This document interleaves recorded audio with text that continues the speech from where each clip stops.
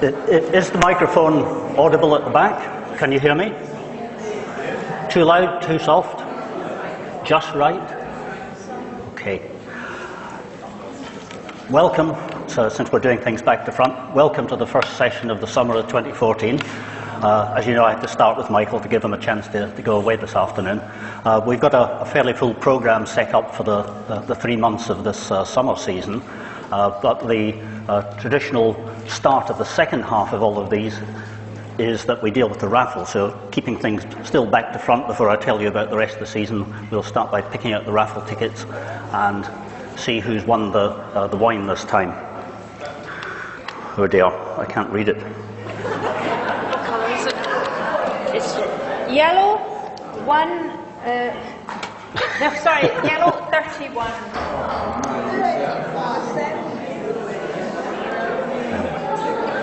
Oh, well done. I'll take It's the red or white. Okay. There you go. Thank you.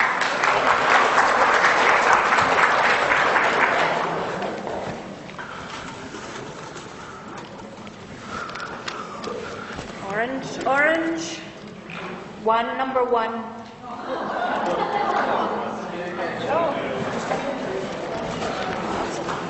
Okay, thank you.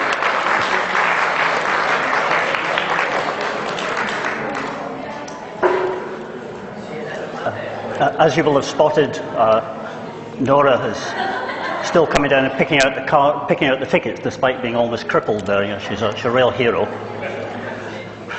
She's also asked me to put this list up on the screen behind you here. I'll put the light down in a moment so you can see it. This is a list of everybody who's paid their membership. So if you're not on the list, see Nora afterwards. And she'll happily take your money from you. She's also given me a list of all of those of you who routinely help with the afternoon tea and the general logistics. I say this every time when we have these sessions, but it is a fact that we couldn't possibly do these sessions without a great deal of help from a lot of people. Can you still hear me? I've adjusted the microphone. It seems to have changed a bit. Can you still hear me at the back? Yeah, good. There's all the... I'll put the lights off since I can't see it unless I put the lights off. Yes? No misbehaving in the dark, please.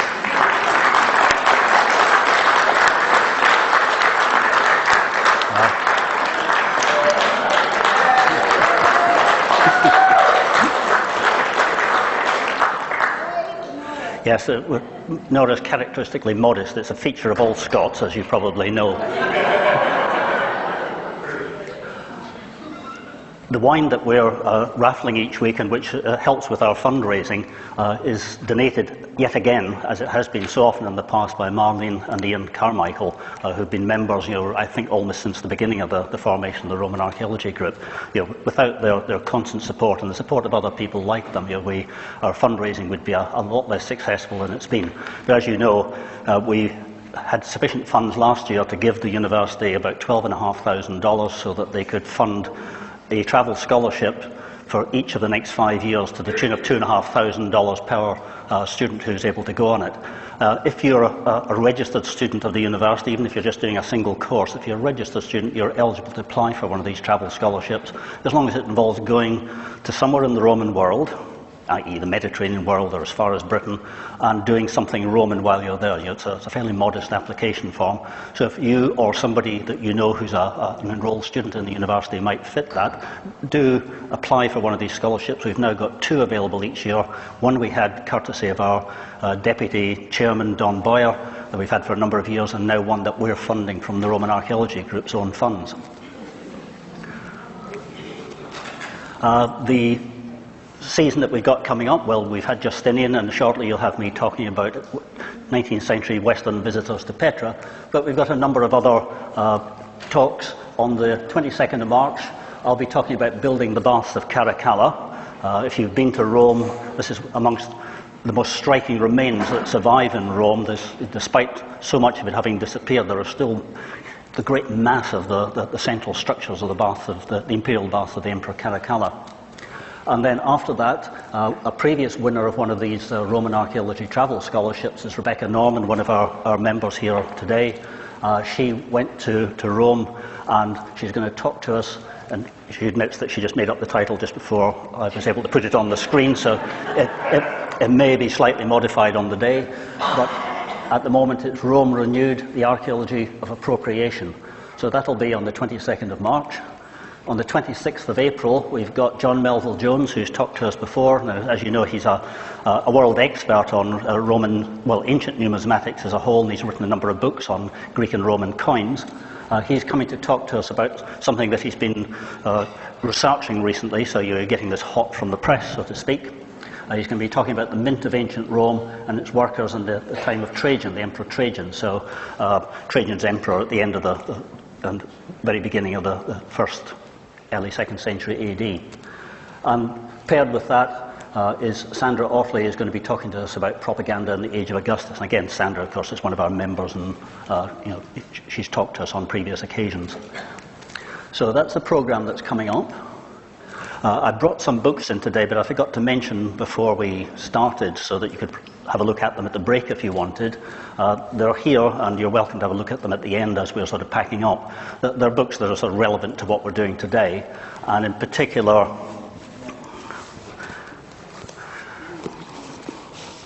there's this nice, big, well-illustrated book, which is called Jerusalem, Palestine and Jordan through, well, it's essentially through 19th century art. All these Westerners who went to what they thought of as the Holy Land in general, and sketched or painted or had somebody do it for them before photography became possible. A beautiful collection of photographs in there in colour of many of these 19th century illustrations of how people saw the Holy Land in that period. So I'll leave that there if you want to have a look at it. Also, and it's relevant to today's talk, is this big book that's just arrived. It's about one of these 19th century travellers in that region who went right down as far as Mecca in, I think it was 1855. He's a Finn called Wallin, George Augustus Wallin. The book's just arrived. It looks like it's a wonderful mine of information. So if you read Finnish and can help me, because sadly, while the Finns all seem to speak better English than, well, certainly than I do, in this case, they transliterated they transcribed his voluminous journals from the original Finnish into Finnish. So, and as you know, the Finns are the only people in the world who speak Finnish or any language remotely like it. I think apart from Hungarian has some slight connection with it, but that's not much help. I don't speak Hungarian either. And then another little one that came in, if you're planning a visit to Rome, or if you think you might be in sometime in the near future, this little book that's just arrived by Nicholas Stanley Price called The Non-Catholic Cemetery in Rome. It's a bit of a strange title. It used to simply be called The Protestant Cemetery in Rome.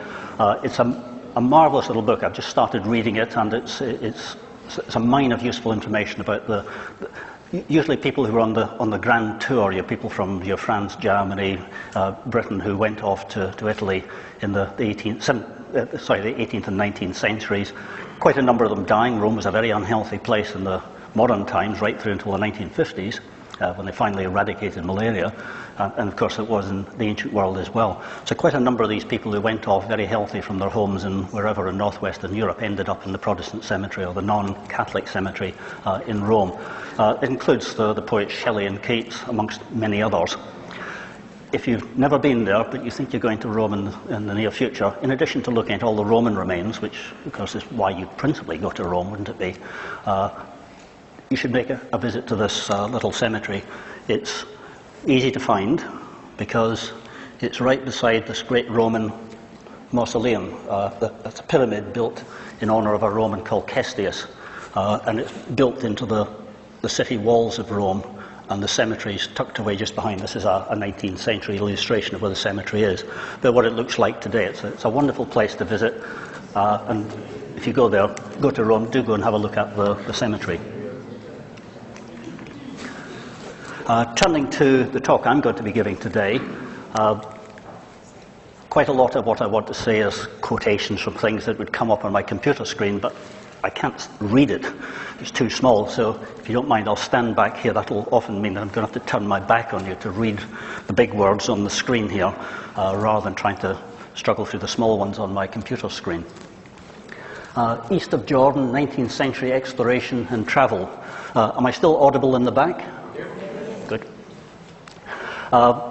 Might seem a rather odd topic, but about 18 months ago I started writing a book on the rural landscape around the Roman cities of what's now modern Jordan. What was happening outside the city of Philadelphia, modern Amman, what was happening outside the city of Gerasa, modern Jarash, and so on. What was happening in the countryside at the time that these cities were flourishing. And I started by looking at what 19th century travellers had to say as they passed through this area, because the landscape has changed dramatically in the 20th century, particularly since 1945. I think the numbers will come up shortly, and I've probably mentioned it in other contexts before, but the population of what is today Jordan in 1942 was calculated by the British mandatory authorities as being about 340,000 people, so about a third of a million people. Today it's just over 6 million people, not counting several hundred thousand Iraqi and Syrian refugees. So the population of Jordan has increased by at least 2,000% since 1942-43. If the same rise in population had taken place in Britain over the same period, it's actually 20% increase in Britain, but if it had been 2,000%, the population of Britain today would be a billion people approximately. So you can imagine what the impact on the landscape has been since the 1940s in Jordan. But conversely, if there was only a third of a million people there in 1943, this was a landscape in which archaeological remains were generally well preserved. They were certainly very evident. That was why I started by looking to see what 19th century travellers had to say as they started to pass through this region in the early years of the 1800s. What did they actually see? What did they put in the journals? And how useful is that today, where I'm trying to reconstruct the landscape outside Philadelphia and outside Jarash, where today there are simply fields and villages and towns and roads and factories and so on. It's all changed. When I started doing that, I thought it would represent about half a chapter in the book I was planning, and that it would take me maybe about a month, 6 weeks at most, because I'd done some of this sort of thing about 30, 40 years ago when I was working on my doctorate. So I thought I knew the material already, and it would just be a case of refreshing my memory and picking out different information. I quickly discovered that that's not the case, thanks to Mr. Google. Google has scanned, digitized huge numbers of books that are out of copyright, essentially anything pre-1914. They've gone around some of the great libraries of the world, the university libraries, that often had very rare examples of books that would be collector's pieces and might not even be known to very many people. They were sometimes published privately. People who made the sort of tours in the Middle East in the 19th century were often people who were quite wealthy. They kept journals. When they went back home, friends and family would say to them, "Why don't you publish that?" So quite often we have an introduction to these books in which they say, "Friends and family persuaded me to publish my journal. Here it is. I've printed 100 copies." So it was never put on sale, but copies have very often found their way into at least one or two of the big libraries of the world. And these are the kinds of things that Google has found, digitized. You can read them instantly on screen. You can very often download them and have them on your computer as well. In addition to the books, they've digitized huge numbers of journals that are long since out of print, particularly the very popular literary journals of the 19th century, that often flourished for 20, 30, 40 years, had articles by eminent people about their travels and their adventures and so on, and then the periodical would simply collapse. And even knowledge of many of these things is known only to a tiny number of specialists, but those journals have now been digitized, and you can find them online relatively easily, and again you can usually download them on your computer. Within 10 minutes of finding these things existing, you can have a copy of it on your computer and work with it instantly. So I quickly found that the 4 to 6 weeks I'd planned on this particular project got rather out of hand. I'm still working on it 18 months later. I've done one or two other things in the meantime, but essentially this is the principal thing I've been working on for about 18 months. And the end is not yet in sight, partly because I've allowed myself to be drawn into not just what these people saw as they went around the landscapes, but who these people themselves were. They're often extremely interesting people. It's made a little difficult at times by the fact that as they travelled round, as they published their work, they very often began by publishing it anonymously. So the book would simply be published by an American or an Englishman or something of that sort. It might only be years later that we discover who had actually written it. When they talk about other people in their books and in these journals, people they were travelling with, they would usually be very discreet and they would not name them. They simply leave a dash, where instead of saying John Smith or whatever the person's name was, or they'd say Mr. S.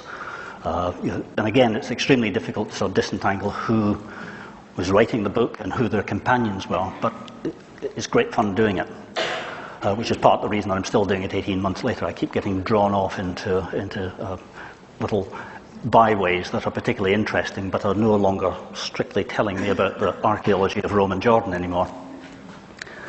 One particular group I've been looking at recently is the group of travellers who went east of Jordan, as they frequently referred to it, and who went to Petra, one of the great magnets of the region that started to draw people from the early 1800s onwards.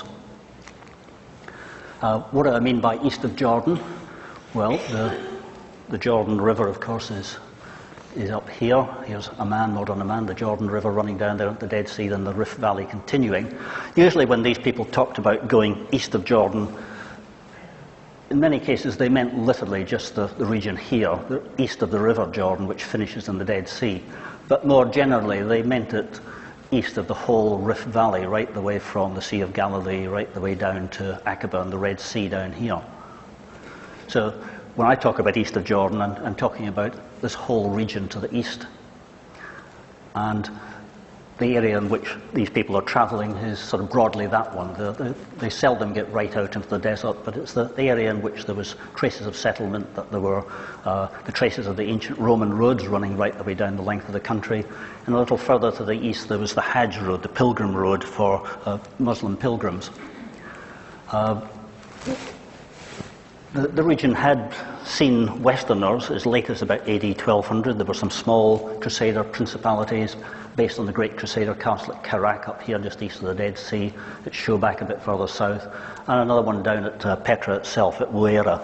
So there were a few Crusader principalities there, but they didn't last very long, and by 1200 these Frankish principalities east of Jordan had been eliminated, and it's not until really the early 1800s that we start to find what the locals called Franks. They still refer to them as Franks, and of course that's still preserved in Arabic. Farangi, a foreigner, is derived from the perception of people in this region during the Crusades that all foreigners were Frenchmen. They were all Franks, as indeed many of them were.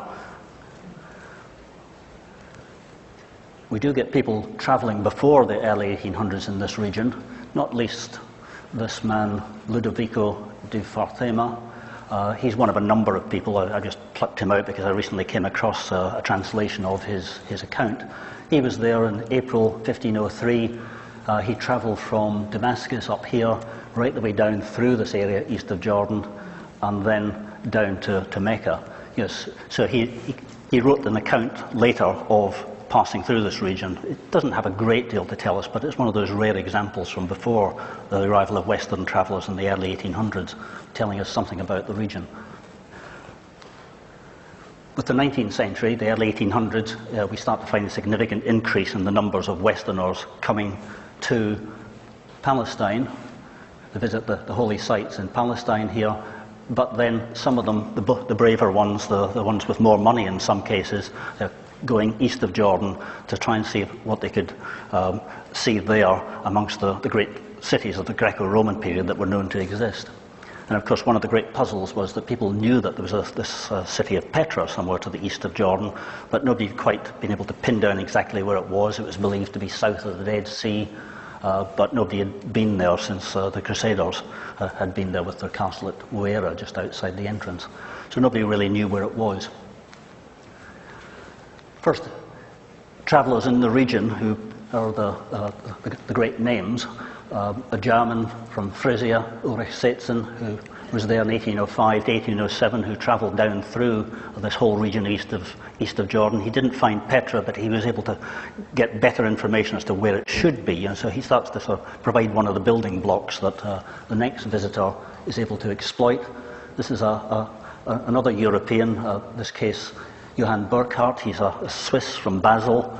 But because he spent so much of his life either in Britain or working as an explorer on behalf of British organisations, exploration organisations, he's often known by his anglicised version of his name, and that often is what appears on the English versions of his books.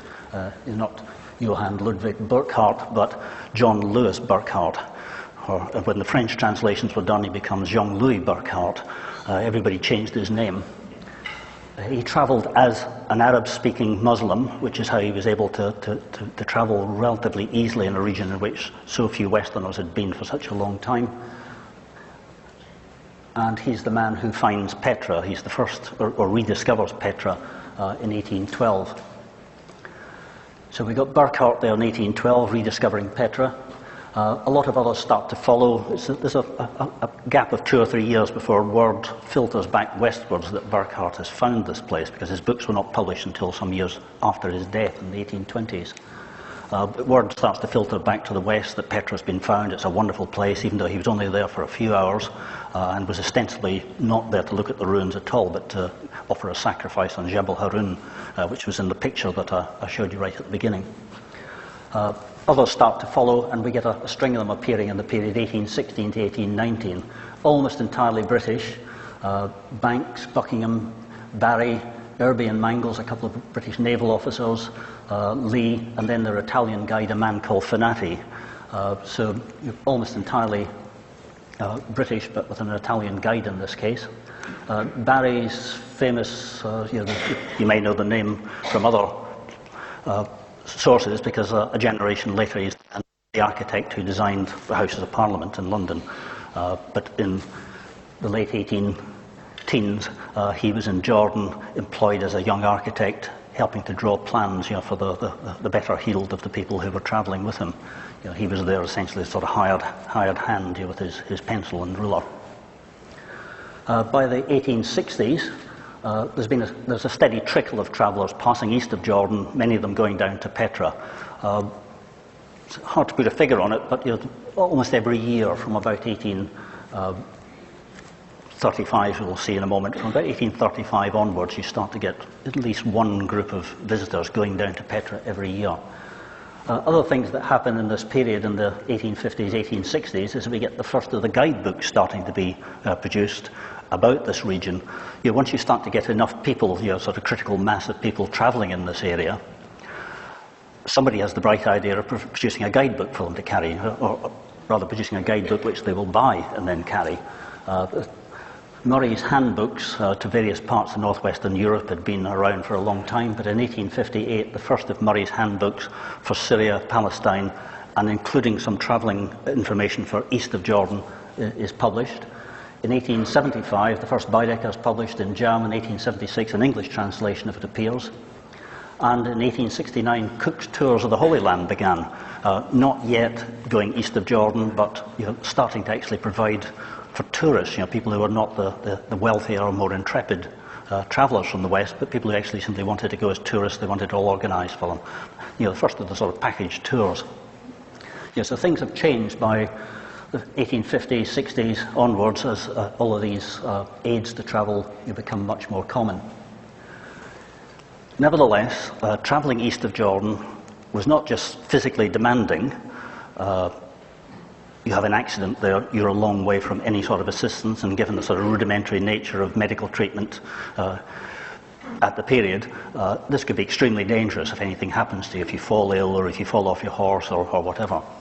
So any sort of travelling east of Jordan had this additional problem that you were getting away from the few places west of Jordan where you might have access to medical assistance.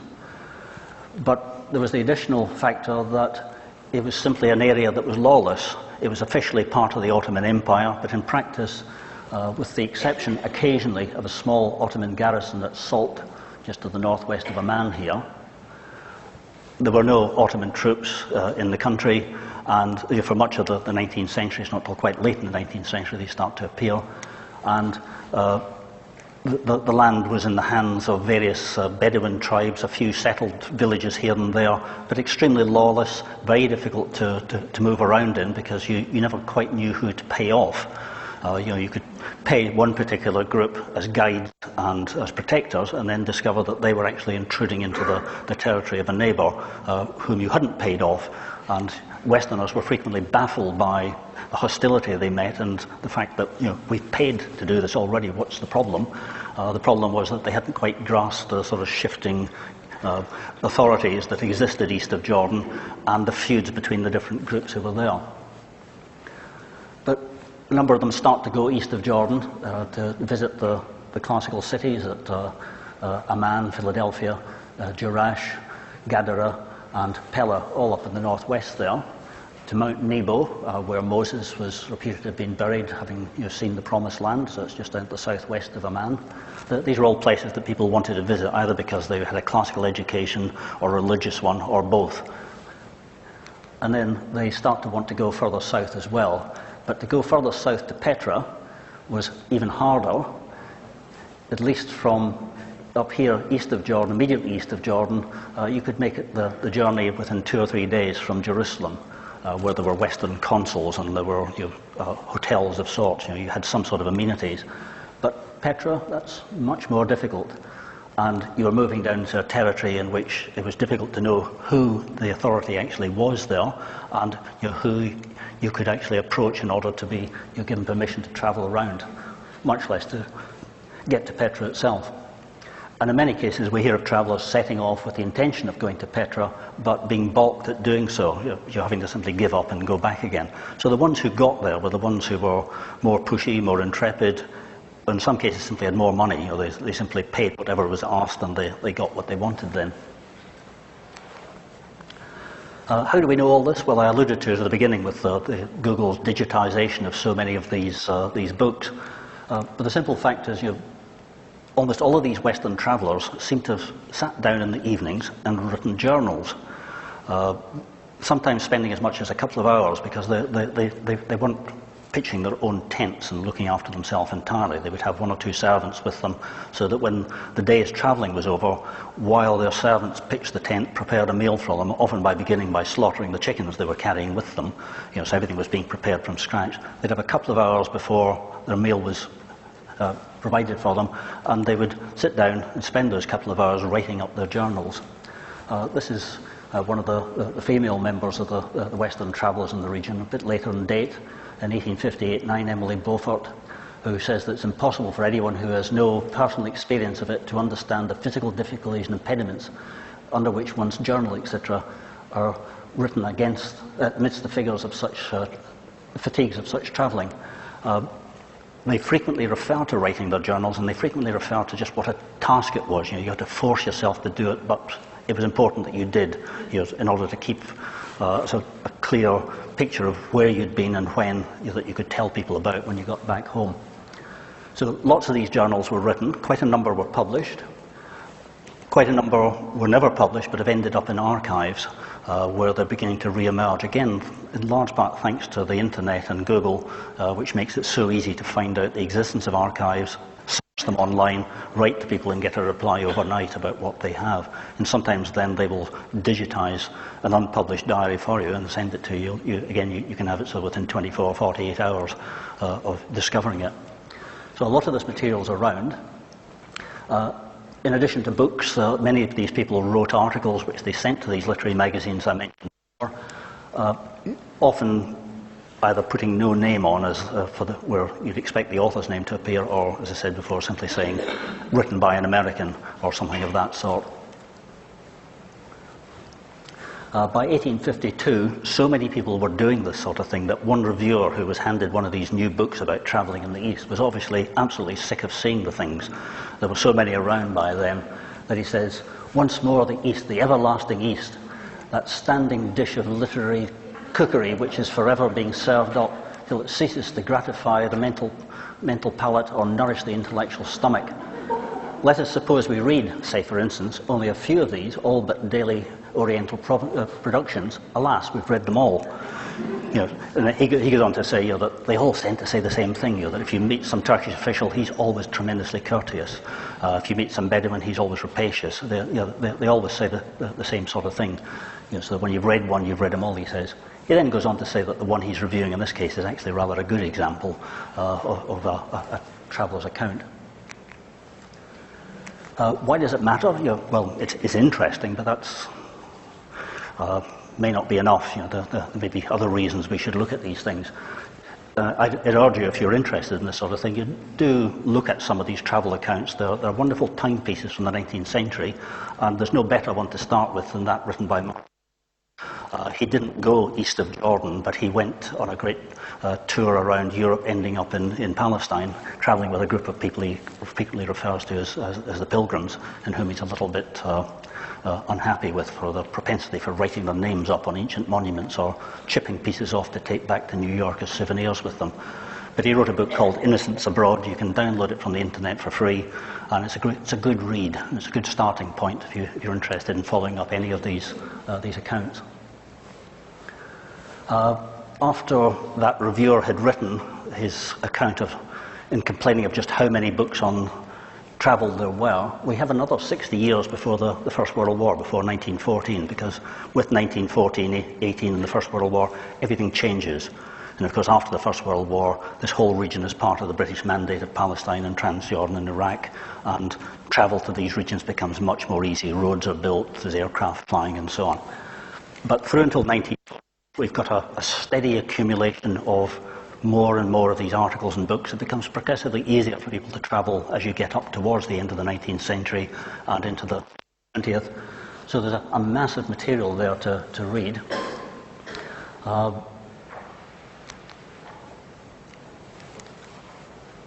These are things I anticipated earlier by talking about the changes in population and the reason why it's worthwhile looking at these things, because they're describing a landscape that is you can't see now. It's gone. It's been transformed by development, particularly since 1945. But in the 19th century, often little change in 200, 500, 1,000 years before. The other reason I think that it's well worth having a look at these people and this whole phenomenon of Westerners travelling east of Jordan is to explore what it actually meant for the people in that region to suddenly be confronted by Westerners with quite different habits and whose motivation was a puzzle to the people on the spot, and who plainly were wealthy. Just the very fact of being there suggested that implied that you must be well-to-do, and the style in which you travelled implied that as well. I mean, the travellers themselves wouldn't necessarily have seen themselves as wealthy, but by comparison with the Fellahin and the Bedouin in the regions east of Jordan, they were hugely wealthy. And it's worth looking at what that economic impact these people had on the local populations as the numbers start to grow. And of course it included not just Western males, but you start to find Western women arriving as well and travelling in the region. Looking at the travellers to Petra, well, I'd mentioned Burckhardt, who rediscovers it in 1812, and then in 1818 we get Banks, Irby, Mangles, Lee and Fanati all turning up as the next batch of travellers after this gap. In 1826, a man called Strangways, or Strangeways, I'm not sure how his name is pronounced, and Anson. We only know of their existence as visitors to Petra from the Frenchman who comes after them and who refers back to who'd been before him. And he says that Messrs. Strangways and Anson had been there in what he thought was 1826. I think Strangways is probably a man who's actually got a double barrel name. There's somebody called Fox Strangways who turns up in Egypt about this time, and who subsequently becomes the 4th Earl of Ilchester. That would fit. Quite a lot of these people were sort of minor aristocracy, and you had the money to support it. Anyway, there they are. Probably in 1826, these two were there. And then the first of the major visitors to the site are these two Frenchmen, Laborde and Linon de Belfond. They're important because they were able to stay there for 7 days, and they had arranged things by being willing to pay enough that they could stay there unhindered and set about recording what they saw. whereas the previous visitors had made observations in writing, but there's very little in the way of drawings or mapping of the site. So it's not until you get these two Frenchmen in 1828 that we get the first of the serious scholarly work being done on Petra. They published it quite soon afterwards in this big volume, Voyage de l'Arabie Petrée, and that was in 1830. Then they published an English edition in 1836, German edition, Italian, and so on. They made a huge impact, and people for the best part of the next 30, 40 years, routinely when they went to Petra would take with them copies of the drawings that these two Frenchmen had made on the spot as a way of sort of a guide to what they were going to see. It's been republished, and that's one of the books I brought in. You might want to take a look at it. It was republished in 1994 because one of the descendants of one of the two visitors, Lenon de Belfond, one of his descendants, has this man's unpublished journals that have additional information in it that was not in the book they published back in 1830. So he's been instrumental in seeing his ancestors' work republished, updated, and readily accessible. I have to admit that the copy, as you'll see, if you take a look at the one I've got there, the quality of reproduction is rather poor, particularly of the it's just useful that it's an updating. And you don't need to go to this one and pay for it, because you can get that one downloaded from the internet for free, including wonderful scans of the dozens of magnificent drawings that they did on the spot. This sort of thing. This is the title page of the original book in 1830. This is sort of quality of illustrations they put on it. Very often the backgrounds are fanciful, they sort of made up things, but the central scenes, not particularly this one, I'm thinking of the monuments really, but the central scenes and monuments that they draw are often extremely accurate. And there's the republication a few years ago. And an example of the sort of illustrations that they did during the 7 days there. Here's the arch at the entrance to the Sikh that leads down subsequently to where the Khazna is at the bottom. The first of the major tombs that you see. The arch is subsequently collapsed, but the springers are still there to be seen today. And they did this one of the interior with two of the better known tombs, the Palace tomb and the Corinthian tomb there. Much of the sort of background, as I say, is fanciful, but their drawings of the principal monuments is generally accurate. And of course, they always sort of put in a few figures to give it some life. That you don't have to assume that those figures were there when they were doing the drawing. And of course, this is what they're coming to see. The Sikh that I showed you in that one with the arch over the entrance eventually opens out there. This is what you see immediately in front of you. And then the Sikh continues down into the city, the theatres there, and then all the open area of the city's down here. It's still a wonderful place to visit today. We're much more used to what these places look like and can see it all on television or in photographs or whatever. In the 19th century, for Western travellers turning up there, it was absolutely stunning. That time and again, they all say the same sort of thing because they're all overwhelmed by the colours and the magnificence of it all, and it's a wonderful location. And of course, the scale is important as well. These are human figures there. Well, one's a human figure, the other one I think is a horse. There's a human figure there, just to give you some idea of the sheer scale of these things. They're big. You're overwhelmed by the size and the magnificence and the location. So you can see why people put themselves to a lot of trouble and hardship, difficulty and expense to try and get there if they could. After about 1835, there were very few years for the rest of the 19th century, right through to the First World War, in which there wasn't at least one party of people visiting, one party of Western visitors. We know that because we've got a published book, the sort of thing that reviewer was complaining about. So you can actually use these as milestones to see year by year who was there, kept the journal, and then published an account of it. Very few years in which we haven't got evidence for at least one party of people there. There's a few highlights I pick out. In 1836, we get the first American to visit the site.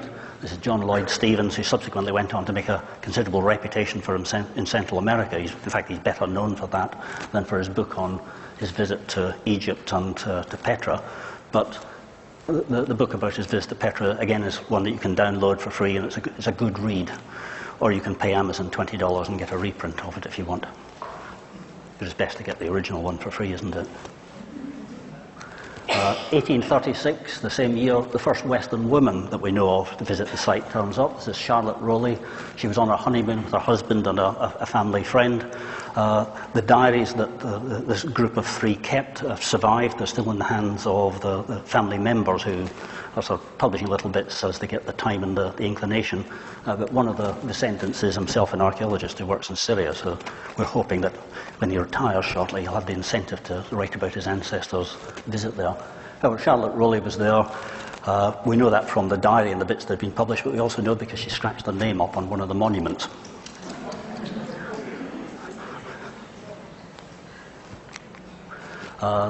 Frank Parrish, 1852, he's a freed slave. He's the first African-American we know of at the place. He arrives there accompanying Edwin Ewing, a lawyer from Tennessee, traveling with him as his servant. And I've been corresponding just literally in the last 10 days with the people who look after the cemetery in Memphis, Tennessee, where African Americans were buried in the 19th century, and they have quite a lot of information on this man. After being freed, he set up a barber shop and then a bath building, and ultimately becomes something of an entrepreneur in his hometown. But in the midst of this, in 1852, he goes off to Egypt with the man I think was probably his former owner, and travels with him as his servant.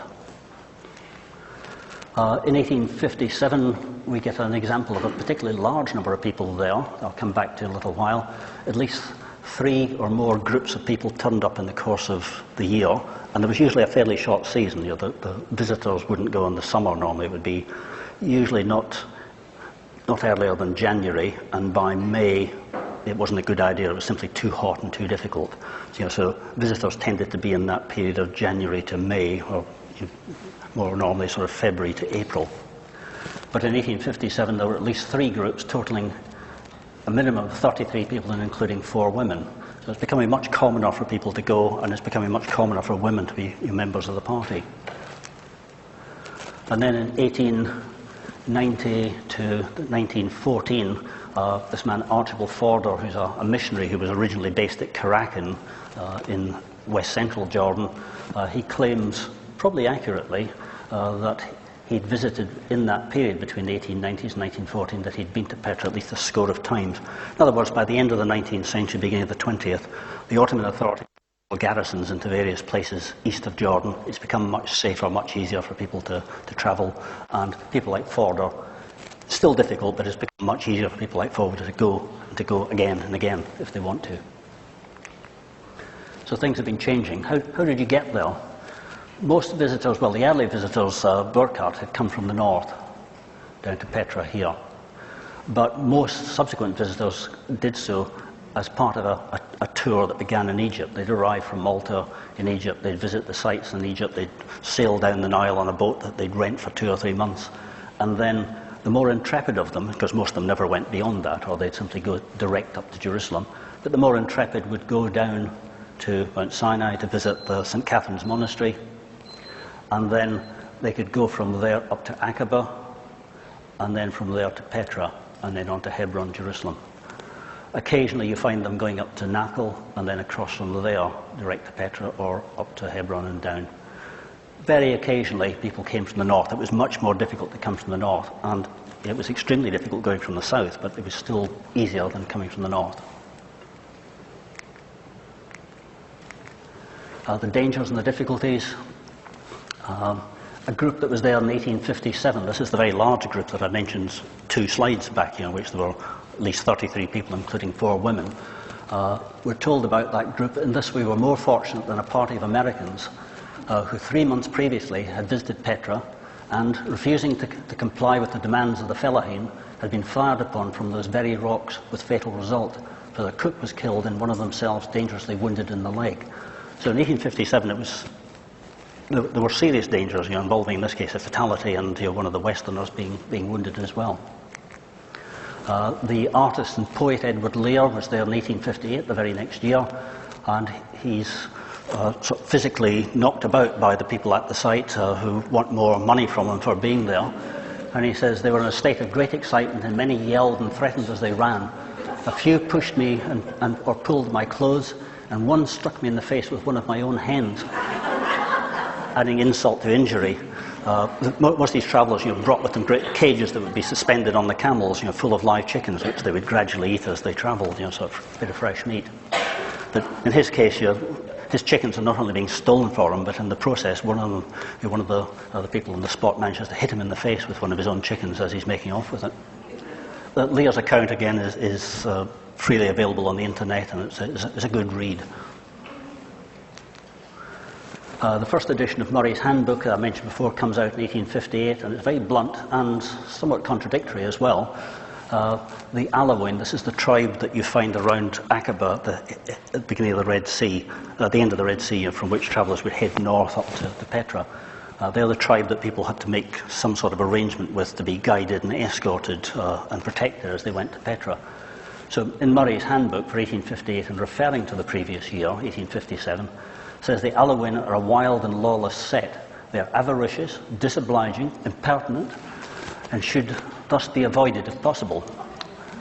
But then he goes on to say, still, no attempt to penetrate the Wadi Musa, that's the name they give to Petra, by this route, without their escort, to do so would be madness. So he says, you can't work with them, but on the other hand, you can't do anything without them. You're caught in a bind. In 1882, so we're moving on 30 years even from the events of 1857-58, the Murray party was at Petra. It included 3 women.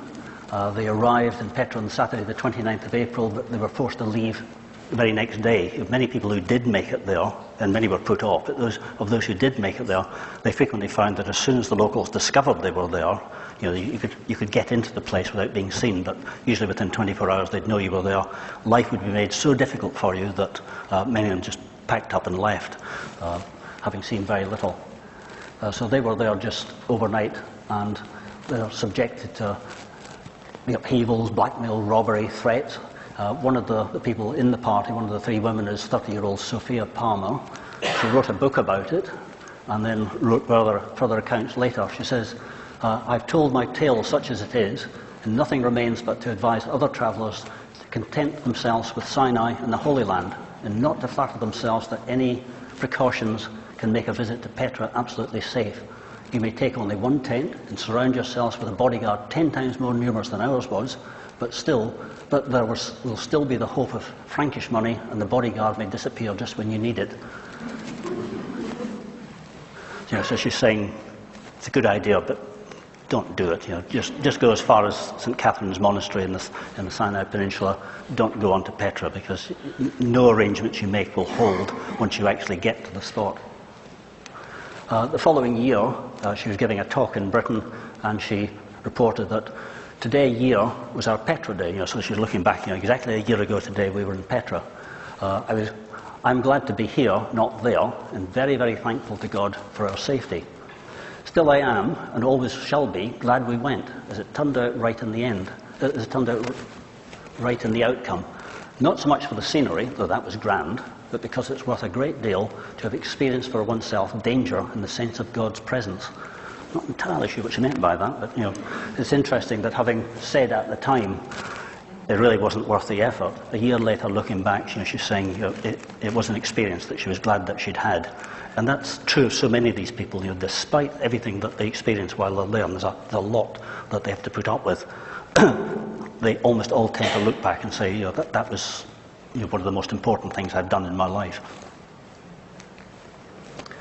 The behaviour of the Bedouin and the Fellahin, the people who guide them there from Aqaba, and the people that they encountered on the site itself, it sometimes seems incomprehensible. Why do these people behave so badly towards these Westerners, rather than simply organising affairs, so as to take their money, to get something from them? Their behaviour puts the Westerners off. It deters lots of people from going there.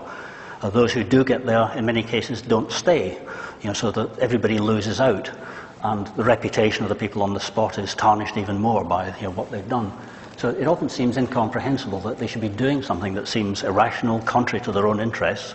The inhabitants today have got it all rather well organised. They benefit quite considerably from all the tourism. Why didn't their ancestors in the 19th century do something similar? And as was happening elsewhere in the Middle East at the same time, people beginning to organise themselves to take the the money of the Westerners.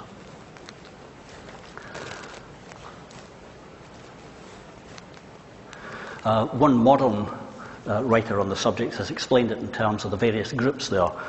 Most of these Westerner visitors didn't really understand that the Bedouin who conducted them to Petra didn't actually reside there. The people that they encountered when they got to Petra were a mixture of people who lived inside the site, inside some of the tombs, and who thought that area was theirs, and anybody coming there should come with their permission and pay them a fee. And then there's the Fellahin who lived just outside Petra at what's today called Wadi Musa. They too thought, this is ours. And then there's the more migratory Bedouin who sort of arrive sometimes seasonally, not very far away.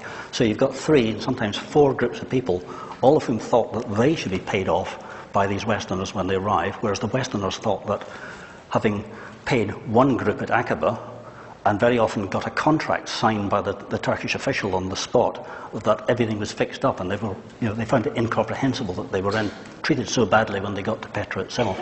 But Lewis argues that the problem is that they simply didn't understand the different groups who were there, and the competing interests these groups had to be part of the fleecing. The locals viewing these travellers, something I alluded to a moment ago, they would view them clearly as people who were well off. You get men and women arriving from distant lands, including increasingly the United States. They're employing servants, they have guides, they're hiring large numbers of camels, they hire the people who will look after the camels, they have escorts, armed escorts to protect them when they're travelling. They're often travelling with immense quantities and varieties of equipment and foodstuffs, not just the great cages of chickens. But it's worth in some of these books looking, because they often have an appendix at the back in which they offer advice to people coming along to make this kind of trip later of the kinds of things you should take with you. It's really quite extraordinary, the range of things they felt they had to travel with, including their beds. The tents are set up and their beds are assembled and made for them. So these Bedouin, or the Fellahin at Petra, suddenly being confronted with these people, we see there's a huge disparity between their extreme poverty, often nearly starving, and the plain wealth of these people arriving. They had to have some ulterior motive. They couldn't simply be there to look at these ruins, they were just ruins. These Westerners must have had some other purpose in mind. Very often, as indeed you still find today, people in parts of the Middle East still today, as their ancestors did in the 19th century, were sure the Westerners knew that there was treasures to be found there, so that they would follow them round to make sure that they didn't find the treasure, or if they did, they shared it with them immediately. They just knew that there was gold there, and you frequently still find this as you go into little villages in the Middle East. People ask, what are you looking for? And you say, well, these 3 or 4 stones down here are actually rather interesting, and they'll say, yes, but is that where the gold is?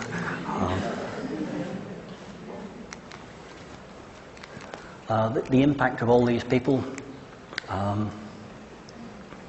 the groups who conduct visitors there, since most of them are coming through Sinai, first of all they deal with a tribe called the Tawara, who will lead them from Cairo or Suez across the peninsula to Aqaba, and then Aqaba and up as far as Petra, they're handed over to this Bedouin tribe called the Alawin, and almost invariably these Western travellers say there's a huge difference between the relatively civilized Tawara, who know how to behave, and the Alawin, who are completely out of control very often. And from the moment that they start travelling, they're being fleeced or blackmailed in some way.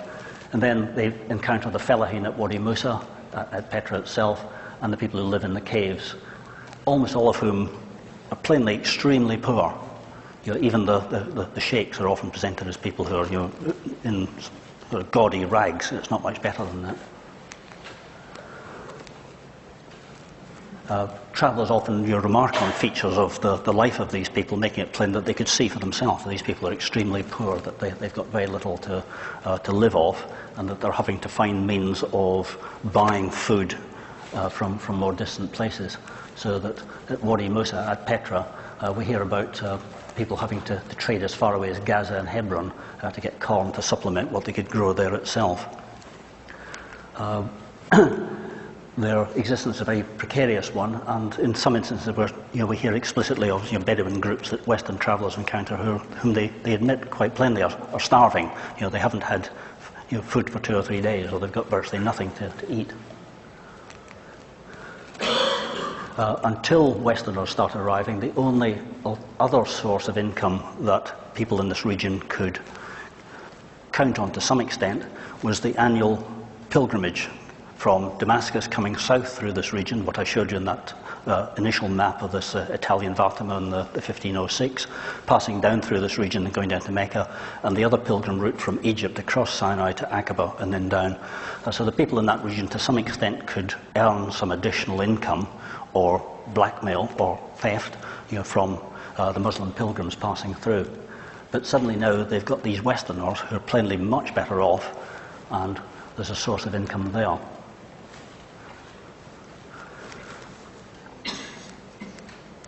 One of the things that starts to come out is not only are the Westerners a source of considerable sums of money for various groups there, but these groups start feuding amongst themselves as to who will actually get it. So that the arrival of Westerners is a very mixed blessing.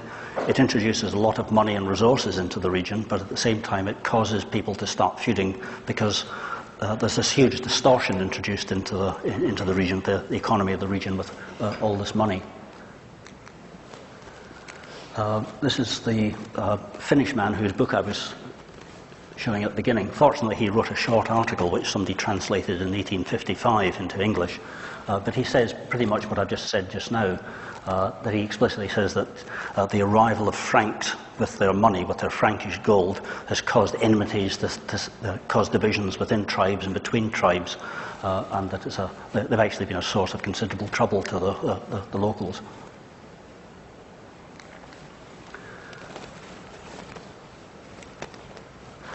Once you start to get Westerners arriving fairly regularly, the people who would guide them, protect them, show them round, or provide services for them, or who might do these things, start to rely on them. It becomes an important source of their income. If you then get a year in which nobody comes, or very few people come, that could be a cause of considerable difficulty for people who started to rely on this additional income. Exactly the same sort of thing as you see now, with the upheavals in the Middle East. Places like Palmyra in Syria, for example, on the 2 or 3 occasions I've been there in the past, it always seemed to coincide with something happening in Lebanon. So suddenly a place that would normally have had thousands of tourists, virtually empty. And the people who lived there and had relied on the tourist trade are now in considerable difficulties. The same happening in the 19th century. If visitors, for whatever reason, don't turn up in one year, that's a serious problem. So it would be useful to know what the pattern of visits is, that we know that there was at least one group of visitors there virtually every year from about 1835 onwards. This man Lewis, in 2004, he put together a list of the published accounts of visitors to Petra and the year in which they were there, and he comes up with 96 named individuals who were often part of a larger group, averaging about one a year from between 1812 and 1914. 100 years ago, the 2 German scholars, Brunner and von Domaszewski, they did the same sort of thing, but in this case they read the graffiti that were scratched up by 19th century travellers on the monuments at Petra, which were often not just the name but the year and sometimes the month that they were there as well. And they have 153 names on their list of people who scratched their names up on the walls there, including quite a number of famous people who should have known better. But it's tremendously useful for academics today to have these scratched names. My suspicion is that not just one party a year or the 153, but that there were a lot more people travelling to Petra than those accounts would lead us to believe. I've looked at a few years at random simply to try and flesh out what is actually happening in that year. So that in 1842, for example, this is what those 2 Germans recorded back in about 1904. They knew that Viscount Castlereagh had been there on the 30th of June to the 5th of July in 1842, but they also recorded 2 graffiti on the Kazna at Petra.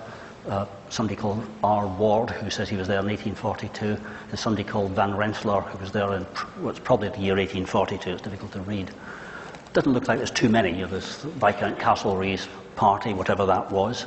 we don't know how many people, and these one, possibly two individuals who were there, but we don't know who they were, other than that Van Rensselaer's a very common name amongst the Dutch-owning aristocracy of New York State.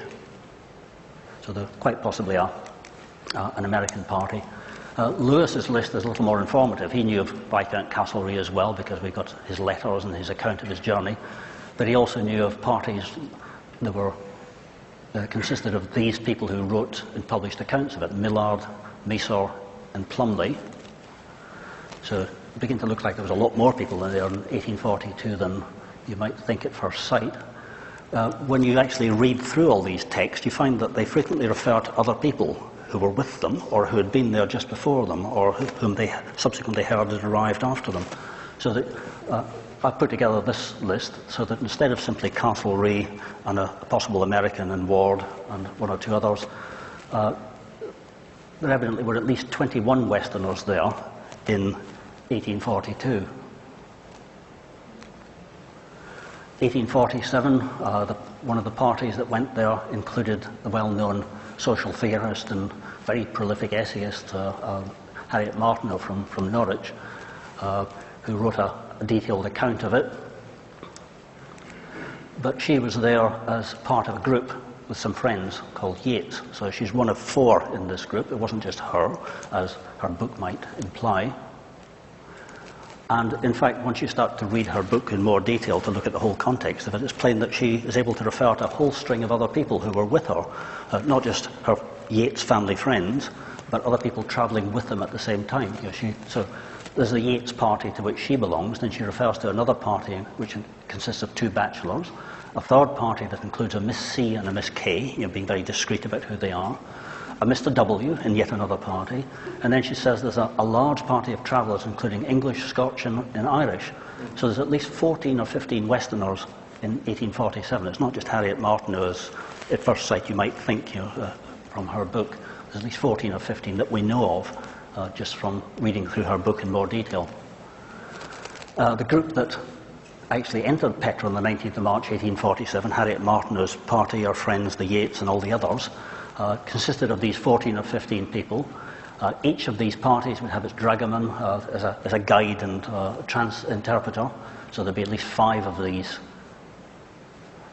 guides. Each of these parties would have its cooks and its servants. The overall group would require at least 20 to 30 camels. Each of the Westerners would be riding a camel, and they would require at least one camel each to carry all their baggage, their tents and beds and all the rest of it. And then we're told in this case there were 40 escorts from the Alawin tribe. So on the Friday the 19th of March 1847, at least 80 people suddenly descended on Petra, a place that was otherwise pretty quiet and deserted. And the impact of that on the locals, of suddenly having so many people, so much hustle and bustle, nothing to what you see today, of course, but nevertheless would have been quite a striking occasion. And you can imagine the impact on the locals of suddenly finding so many people there that from whom they wanted to benefit in some way, and the feuds that would cause. 1857, here's the first edition of Murray's Handbook to Syria and Palestine. We know of at least one visitor to Petra every year from 1835 to 1853, except those 2 years. But then we've got a gap of about 7 or 8 years between 1854 and 1860 when we know of just one person. It is just one person, a German called Roth, who was there in 1857. Edward Lear, the man who got struck in the face with his own chicken, was there in 1858. And perhaps this Frenchman, Bourassa, may have been there in 1858 as well. But it's thin pickings. We've got 8 years in which we only know of actually 2, perhaps 3 people there. If that's true, the impact on the local, their economy, they've been used to having lots of Westerners arriving each year, suddenly having virtually no one for a long period could be quite disastrous. The reason why there may have been that gap then is given in Murray's Handbook itself, where Murray, Western travellers all carried their copy of Murray with them. They simply referred to him as Murray, even though Mr. Murray himself had never actually been there. He commissioned other people to write for him. But in the text there it says, during the spring of the present year, he's talking about 1857, the book's published in 1858, travellers have encountered more than usual difficulty in their visits to Petra. It appears that the Alawin, this is the tribe at Aqaba who would guide people to Petra, were engaged in some war in the interior of the desert and could not be got to Aqaba to form an escort. The Fellahin too, so the resident farmers, peasant farmers at Wadi Musa, who inhabit the defils of Wadi Musa, showed an insolence and a rapacity far beyond even all former experience. No party, I believe, was permitted to remain more than about 24 hours amid the ruins, and during the time they were exposed to every species of outrage and violence, and so on. So that might explain why there were so few visitors between 1853 and 1860. The ones who did get there suffered so badly that it put other visitors off. Unfortunately, it doesn't seem to be true. We, in fact, have quite a lot of evidence for what is happening in one of these years alone, 1857. Now, we've already known Roth, and I mentioned the previous picture, the German, was there in 1857. He was apparently alone. He was a geologist. That's not why he was there alone. He just happens to be a geologist who was there alone. We've now got an anonymous article published by a British visitor who was there in 1857, published in 1858. It's in one of these literary magazines that disappeared from sight. It went out of business in the 1860s, 1870s. Probably you've never heard of it before. Certainly I never had. It's called The Leisure Hour. Here's the title page of the volume for 1858 that includes this essay. The man who wrote the essay, I assume it's a man, doesn't put his name on it. It's simply published anonymously. But he gives us a huge amount of information that was unknown either to the two Germans who recorded all the graffiti or to Lewis, who put together his list in 2004. So we've got that unpublished account, we've got the anonymous account in that magazine, but since then, thanks to Google, we've also got a whole series of unpublished journals, journals written by people at the time that have survived and have disappeared into archives, and largely unknown to anybody except the people who would occasionally pore through these archives in recent times, but which you can now find relatively easily thanks to the internet and get copies. So we've got an unpublished manuscript, a transcript of which I was sent by the owners of the manuscript now. It's by an American visitor called Robertson, who was there in 1857. It's now kept in the State Historical Society of Missouri. We've got another unpublished manuscript from exactly the same group of people travelling to Petra.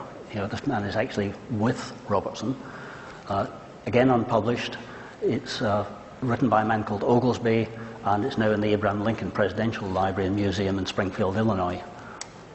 And a third one by another member of the same group called Coleman, which is in the Hayes-Coleman Family Papers at the University of Rochester in New York State.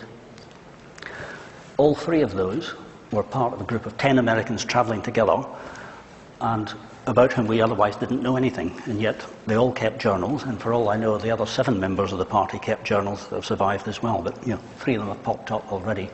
It's particularly useful that you get 3 different people giving you their slant on exactly the same journey, and it's a 40-day journey we're talking about that would put a lot of people off and strain friendships quite considerably. So until recently we had Roth that we knew about, just there alone. Now, as a result of these unpublished archive journals and the anonymous article in that periodical, The Leisure Hour, we've got a whole string of people we know were there in 1857. Not just the one that we knew of before, but all of these groups, and giving us a total of at least 54 people, 54 Westerners, plus their guides, their servants, their escorts, and so on. So 1857, far from being a year in which there was only one person there, it may have been, at the moment, it's the year in which we know of more people than in any other year before 1914. And they're actually rather interesting people as well. The 3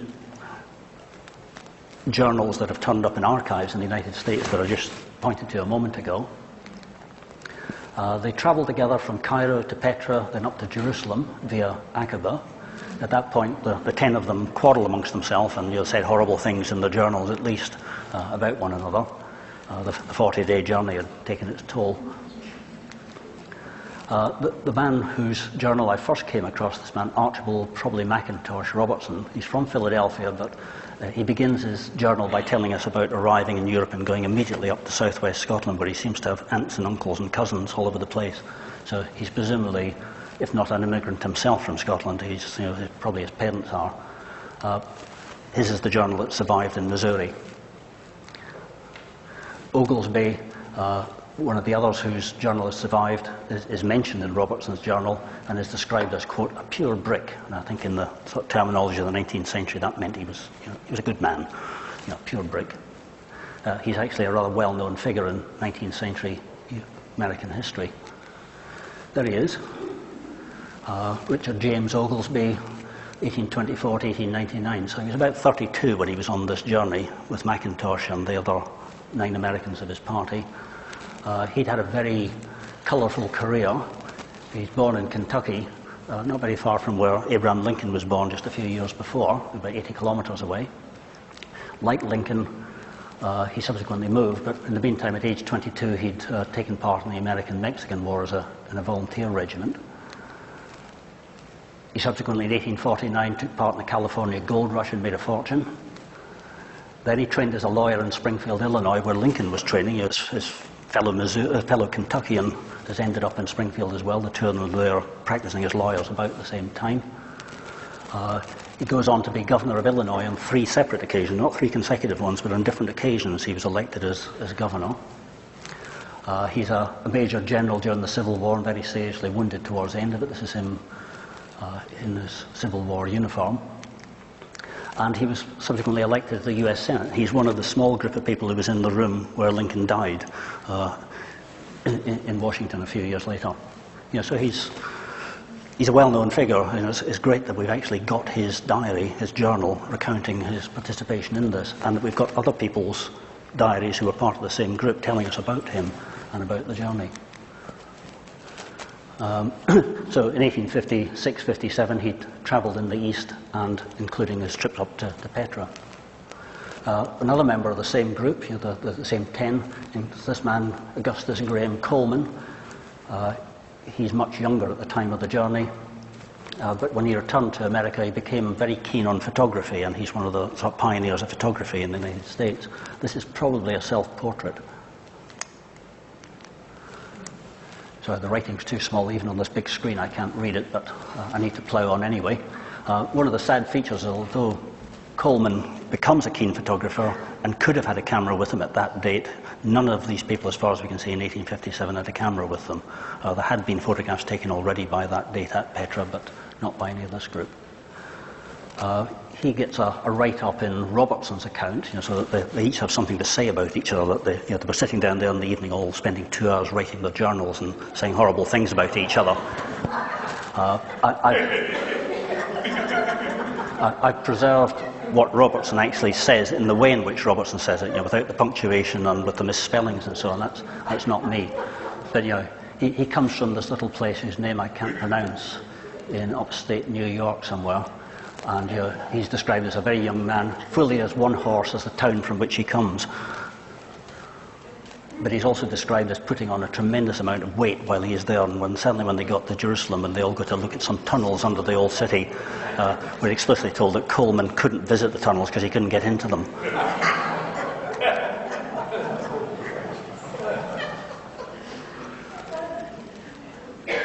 So all of these visitors, including these 54 plus who went there in 1857, they all encountered tremendous difficulties at Petra. The hostility from the people who guide them there, the people they meet when they get there, and so on. And as we saw before, it's one of these members of this American party was there in January, so before the larger group of 54 plus people.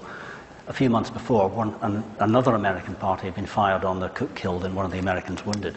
So 1857, although it has this huge influx of people, it was also a year in which they faced more difficulties than usual. The sort of difficulties they encounter, this is Robertson, the man whose journal survives in Missouri. This is what he says, that just before we halted for lunch, an accident happened to poor Caldwell, this is one of the other Americans, which came within an ace of doing his desert trip up in short order. While he was riding along the shore within a few feet of the water, a shark, this is the Red Sea, a shark made a plunge within a few feet of him, which so frightened his dromedary that it kicked, which threw him at least 10 feet. He fell headfirst in the water, but cut his head and knee badly on a coral reef. With the aid of doctor and a medicine chest, we set him on his feet again. That was a relatively simple one. One of the English party that's with them, a couple called Mr. and Mrs. Boland. Mr. Boland died on the trip, leaving his wife as a widow to carry on carrying the body with them on one of the dromedaries up to Hebron in Jerusalem. And we know of at least one other person who died and was buried at Aqaba, in fact, on these journeys. But then probably the most amusing, if you like that sort of thing, is Robertson himself, his journey. During something or other, it's probably an accident of a rather dangerous character happened to me, one which I'm afraid will give me trouble during my trip. We just commenced our meal when I rose to open a bottle of porter. They carried lots of liquor with them, which, as it had been heated during the day, was very lively. As I had no corkscrew with me, I picked up a sword and commenced knocking the neck off. At the first blow, the bottle exploded with the report of a pistol, sending it into 1,000 fragments, some of which were thrown 50 feet. A large portion was thrown against my face and cut a most terrible gash over 2 inches in length directly across my mouth. Fortunately, it was a little to one side of the middle. I'm not sure why that's an advantage, but it cut clean through both lips onto my gums. My first intimation that I'd been struck was the blood running down my throat as I'd cut a large vein. It bled most profusely, but we managed to bind it up with cloths. It was a very fortunate escape for my eyes and my jugular, so he's able to look on the bright side of this. Fortunately, one of their group is a medical doctor. Dr. Holmes dressed my wound, which by this time was quite painful. Nor was this lessened any by being sewed up, a most unpleasant operation, surely. No anaesthetic. He'd lost the porter, so he didn't have the benefit of the alcohol. It's amusing to see me eat as my mouth is all strapped shut. Chewing is out of the question. Soup and other fluids are the only things I can eat, and I have to have these sucked through a piece of macaroni.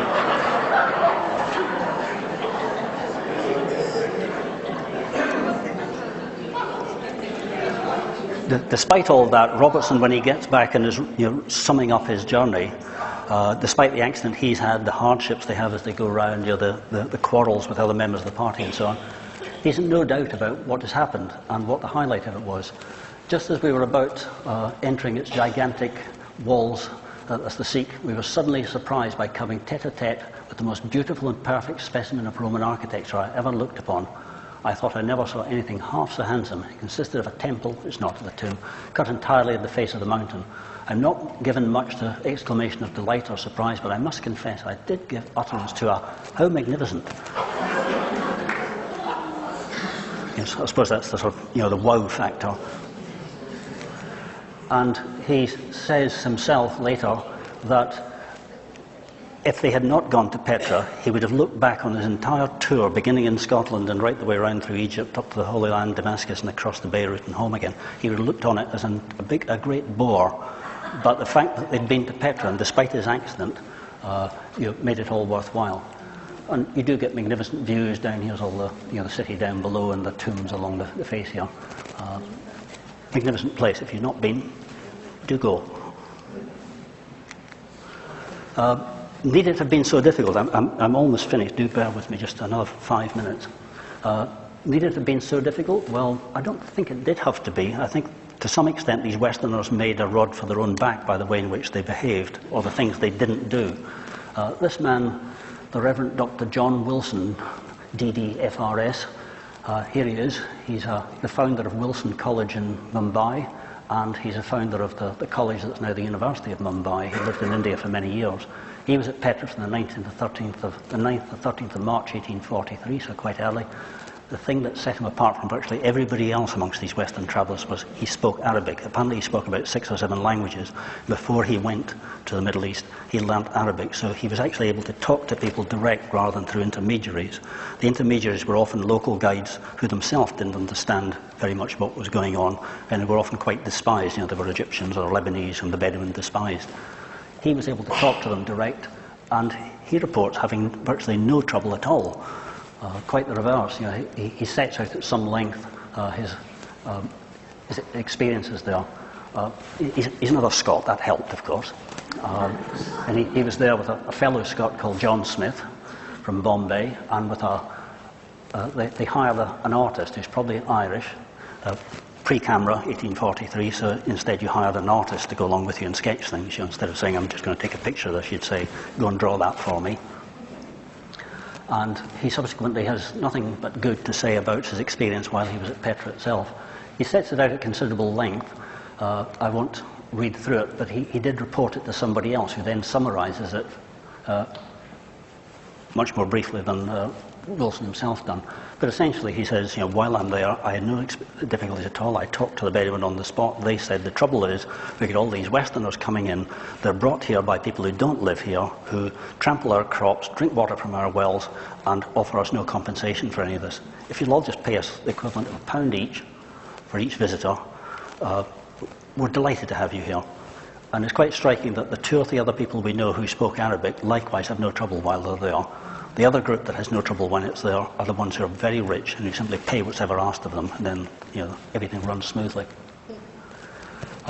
Illustrating Petra, just briefly to finish up, we've got Labor's drawings from 1828.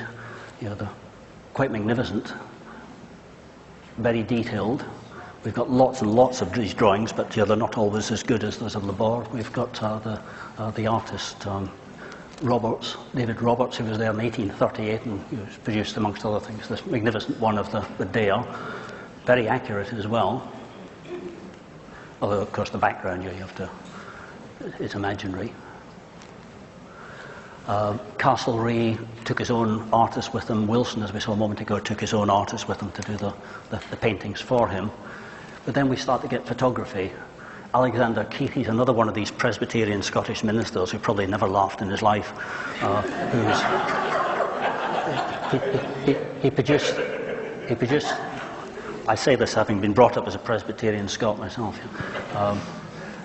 He produced this book in 1823 with this wonderful Victorian title, Evidence of the Truth of the Christian Religion Derived from the Literary Fulfillment of Prophecy, particularly as illustrated by the history of the Jews and by the discoveries of recent travellers.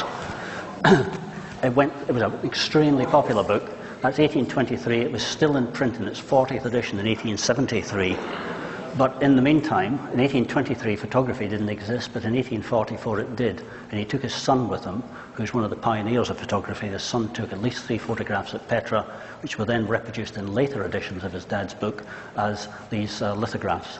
So, you know, it'd be nicer to have been the photograph, but it's much more accurate because the lithograph is done from the photograph the son took back. Unfortunately, none of the original photographs survive. All we've got is the lithographs in the book.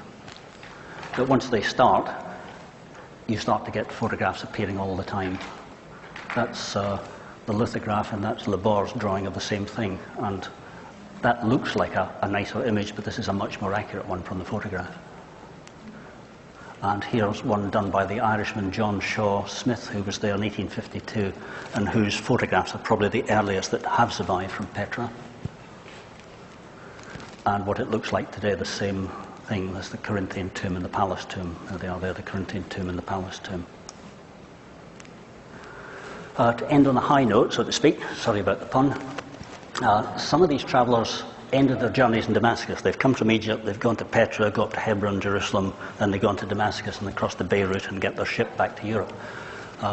Some of them, reaching Damascus, they wanted to get the dirt off, they went to the baths. The most interesting descriptions are the ones by the 2 or 3 women who went to the baths on Ladies' Day in Damascus.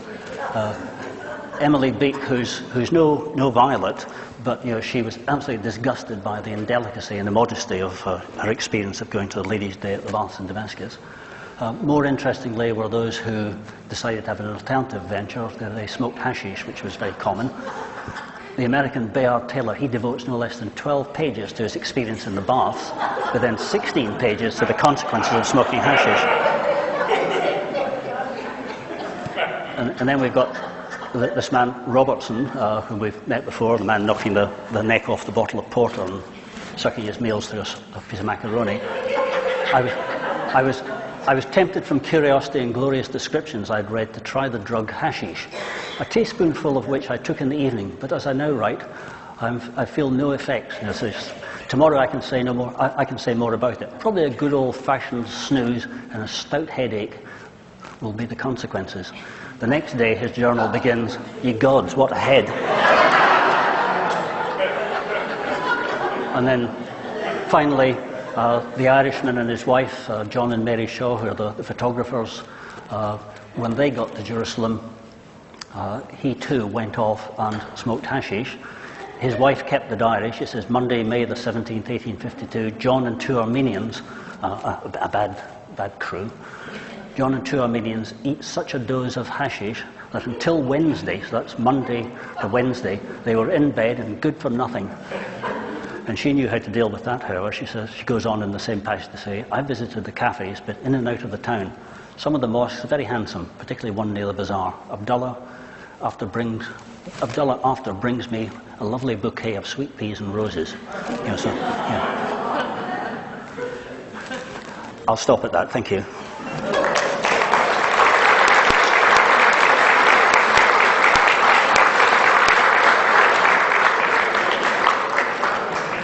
I've kept you much later than I should have done. We should have been finished soon after 4, but if you've got any quick questions that I might help with, let's just take 2 minutes just now. Has anybody got any questions?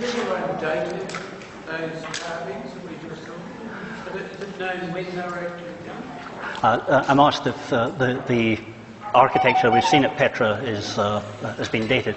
Yes, it has. It's mainly done by an Australian archaeologist called Judith Mackenzie, who now lives and works in Oxford. She's written a great big book on the monuments of Petra, which has just been reprinted.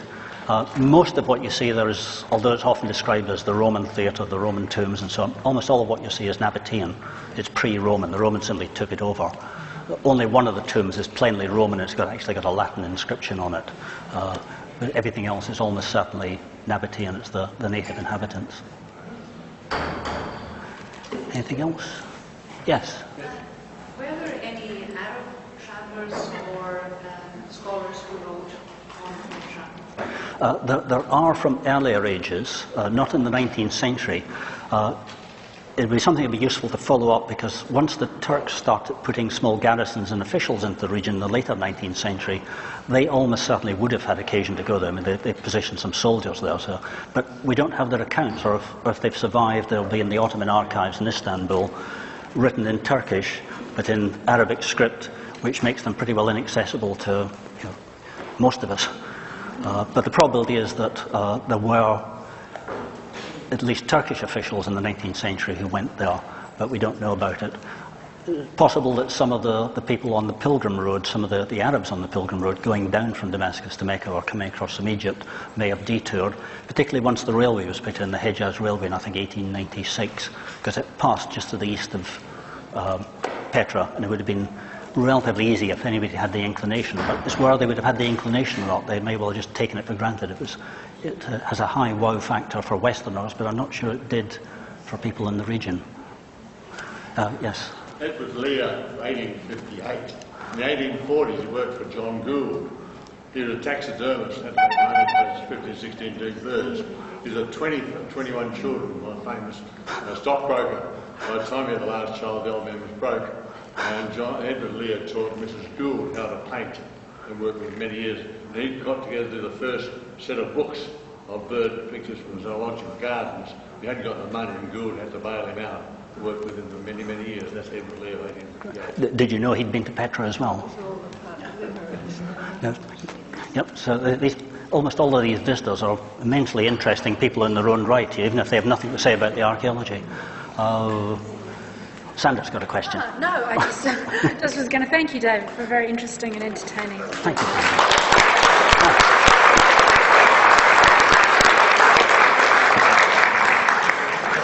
Unfortunately, I don't drink, but I appreciate the sentiment, nevertheless. I know somebody who does. So we meet again on 22nd of next month. Yeah. So thank you very much for coming.